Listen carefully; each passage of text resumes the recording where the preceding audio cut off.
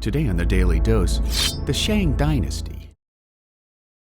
The earliest written records in Chinese history date back to the Shang Dynasty, which according to legend began when a tribal chief named Tang defeated the Shah Dynasty, which in 1600 BC was under the control of a cruel tyrant named Jee-ya.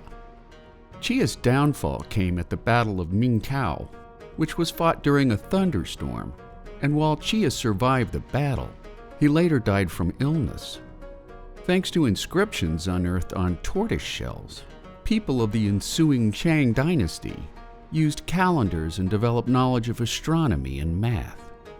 The Shang calendar was at first lunar-based, but a solar-based version was developed by a man named Wan Yin, who was the first to create a 365-day year through his observations of the summer and winter solstices.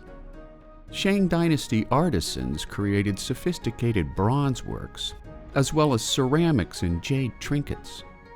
Chinese characters first appeared during the Shang Dynasty, inscribed on cattle bones, and archaeologists have uncovered evidence of two numerological systems, one based on numbers from 1 to 10, and another based on numbers from 1 to 12.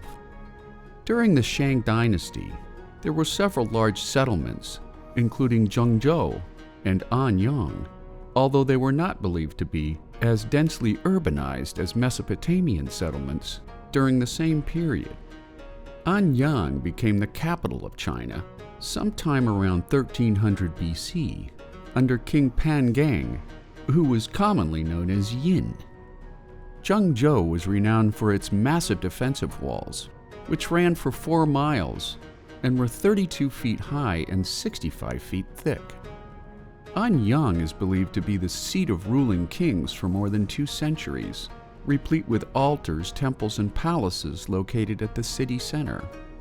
Ringed outside the palaces were artisans of stone carvers, bronze workers, and potters, creating a landscape dotted with small homes and burial shrines. Within Shang culture, the king also functioned as a high priest, who led his subjects in worship of the Shindi, who was a god that allowed the deceased to communicate with the living. Entrusted with an outpost to protect the western frontier of the kingdom, the Zhou army, led by King Wu, instead marched on the capital city in an attempted coup d'etat.